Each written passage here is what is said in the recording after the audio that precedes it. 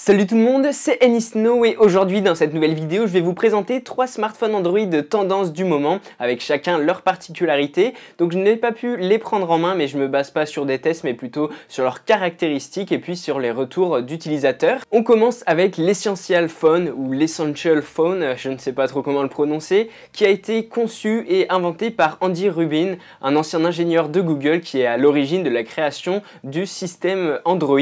La particularité de cet Essential Phone, c'est sa finition vraiment très premium. Le matériau qui est employé sur le smartphone, c'est du titane, donc un matériau beaucoup plus résistant que l'aluminium qu'on retrouve sur les autres smartphones. Ensuite, il a vraiment un design très classe, même pas de logo à l'arrière de ce smartphone.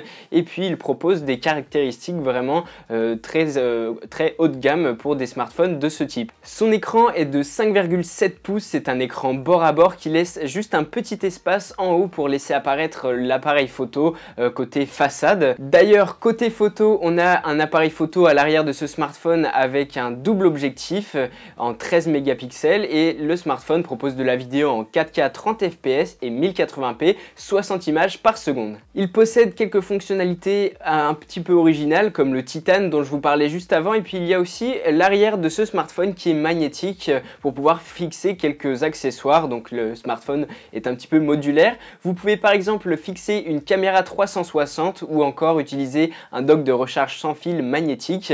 Donc le smartphone va un petit peu se coller à la surface. Côté prix, on est sur du 700 $. Je parle en dollars parce que ce n'est pas très facile de se procurer ce smartphone en France. Je vous mettrai quand même des liens dans la description de la vidéo. Et donc pour 700 $, vous avez 128 Go, donc c'est vraiment pas mal. Et vous êtes vraiment sur un smartphone très premium, très classe, avec aucun logo et vraiment avec un très beau design.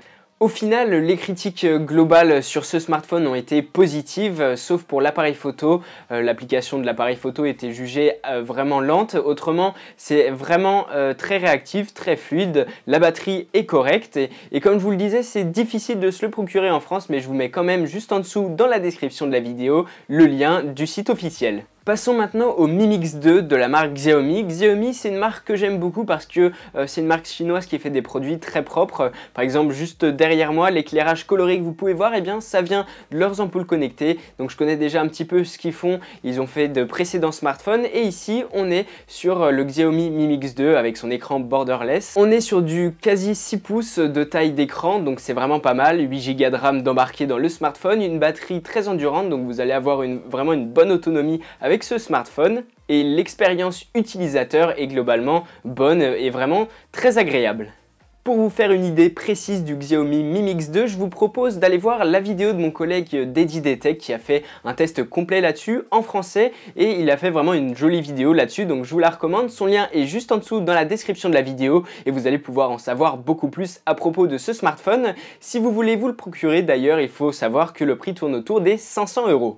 Enfin, le troisième smartphone Android que je voulais vous présenter, c'est le LG V30, un smartphone qui vient tout juste pour concurrencer le Galaxy Note 8. Comme on commence à en avoir l'habitude, l'écran de ce LG V30 de 6 pouces est borderless, donc avec le moins de bords possible sur les côtés. Et la particularité de ce smartphone, c'est d'essayer de se tourner au maximum vers la photo et la vidéo. Pour cela, le LG V30 embarque un double capteur photo, un objectif portrait, un objectif pour les grands angles et grâce à ça vous pouvez faire des zooms. D'ailleurs, en parlant de zoom, il y a une petite fonctionnalité assez originale. Au lieu de zoomer tout droit bêtement, vous pouvez zoomer sur un coin de l'image. J'ai trouvé ça assez original. Et puis toujours sur l'appareil photo, vous avez la possibilité de gérer des filtres, que ce soit en photo et en vidéo, pour donner des tons particuliers à vos vidéos. Vous pouvez modifier précisément les couleurs et ce que vous filmez avec cet appareil photo. Et d'ailleurs, pendant la présentation, la conférence qui présentait le LG V30, on avait le directeur photographique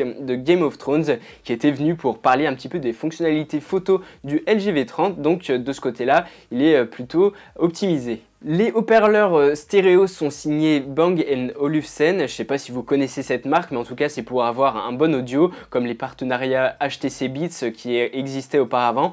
Je ne sais pas si ça se fait toujours, et le tout est waterproof. Voilà globalement pour le LG V30, il n'est pas encore disponible. Ça devrait arriver à peu près vers octobre pour un prix de 900 € pour du 64 Go.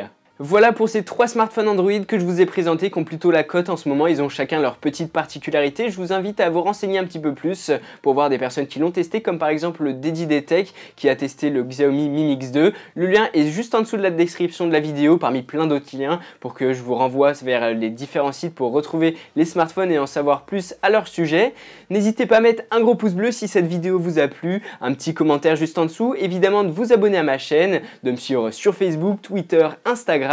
En attendant ma prochaine vidéo, portez-vous bien, on se retrouve très bientôt.